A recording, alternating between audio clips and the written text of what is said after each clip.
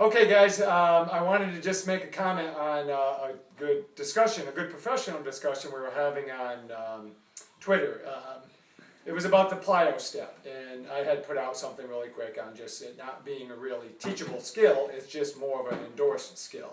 And some people will say that I teach it, and that's not true because it isn't something you can teach. Now, what you do teach is the areas around the body that can affect the efficiency of what a plyo step or what we would call a repositioning step. There's basically 3 or 4 repositioning steps. One I call a plyo step, another one a hip turn where we actually take the place of pivoting, another one is called a directional step when we take off sideways, and then there's variations of those types of movements. What's the discussion that we had on Twitter was basically, some coaches agree, some coaches disagree.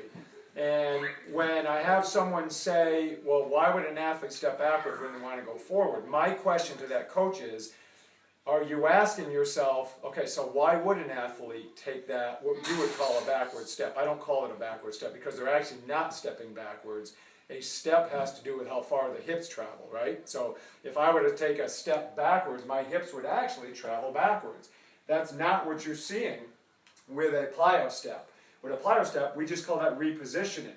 If an athlete needs to go in a new direction and they're not currently aligned very well in that direction, you're going to see them react, and you're going to see one of the feet, one of the legs, push off in the complete opposite direction of the way they want to go. If I'm going in this direction, you're going to see this leg push off in this direction. Right? That isn't something I came up with. It just occurs. And the reason I'm even willing to have this discussion is simply just because I think it's that important. But in 1987, that's when I first started discovering more about why we move that way. I was a college student. I was actually watching film study of, I was a college basketball player, and I started watching how I moved and how other athletes moved. And I noticed that everyone, not some, everyone did repositioning steps. Later I started calling it a plyo step because it made sense to me. So those of you who say, why would an athlete take a step backwards to go forwards, ask yourself this, and just phrase it differently and say, why would they step backwards? What is the mechanics? Do you really truly understand athletic movements in its purest form? Do you understand the biomechanics and the laws of physics that allow an athlete to be quicker when that occurs? Now, I didn't need research to show me that that worked, because for 15 years prior to even learning of the research out there, I totally believed in it. I knew it worked. I had timed it myself with athletes, and it was always the most effective. Well, then studies started to come from Europe and several other places using force plates in several different stances, and they proved that it actually is the most efficient and effective way. Now, some of you will say, well, why don't we just roll forward? Or they're not in good posture. I had a comment saying, it's not natural. If that's the case, well, then poor posture is natural. Well, that's just an irrelevant conversation, because we're talking about, when I say it's natural, it's an innate movement. That's what everybody just does. They just react. If an athlete does not take a plyo step, it's because they didn't need it. Okay, they were somehow in a better body position or a staggered stance where they just didn't need it. It wasn't that they weren't, it wouldn't be something that they would use on another occasion, but they didn't need it at that time. So when people dismiss 100% that an athlete should never take a repositioning or a plyo step, that's completely incorrect, because just sit down and watch any professional sport. Watch a basketball game tonight. There's preseason games on. Just watch them all move, and you'll see it happen time and time again. So first, understand laws of movement, and then understand the biomechanics behind the movement and why it actually occurs. When I've actually had athletes or coaches say to me, well, why don't we just roll forward? Why don't we get in a stance, and why don't we roll forward? Well, first of all, why would you roll forward if you don't know where the play is going to go?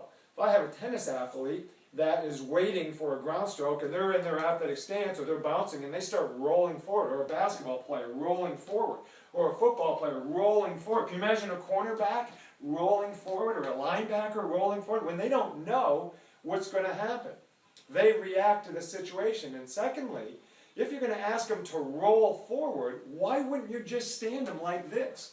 If I'm being told to go forward, just stand like this. But if I'm in an athletic stance and the balls of my feet are the point of push-off, and I've got at least 85% of my body behind me, how can I possibly generate enough force by gripping with my toes to pull myself forward? I have proven hundreds of times that that just won't happen. I posted a video that I did at George Hill's camp. Simply told the boys, stand on the line, when I say go, go, and they did it. And then I asked them to try not to. I said, do what most coaches will teach you, to not take that plyo step. Not one of them could do it. And be efficient and take off quickly. So I won't argue the fact that the plyo step isn't used every time, but when it's not used, it's because the athlete at that current time was in a stance that allowed them to not have to use it. And I'll give you a quick example. I'm working with a Ball State volleyball player now. And she, in her volleyball stance, is a staggered stance. And when she goes to take off, because she's in her staggered stance, she doesn't always take it. On occasions, she will take it. All right? If I do a ball drop and it's really reactive and quick, she will take it. Other times she won't, because if she knows exactly where she's going to go, then she does not need to take it. 99% of the time, athletes are going to take it, and those are the ones that are going to be most efficient. Now, believe me, I've had this discussion countless times over 25 to more years than that, and I have never once had anybody convince me differently. And more people now understand that if they understand movement, first of all, people that argue with me that don't understand the movement, I can't argue with you because I can't convince you until you understand why it occurs. Once you understand that, you'll disagree with your own comments as to why it happens. So I am not arguing with anybody. I'm just I love these conversations because it's a good professional. But please make sure you do your work first. Understand human movement.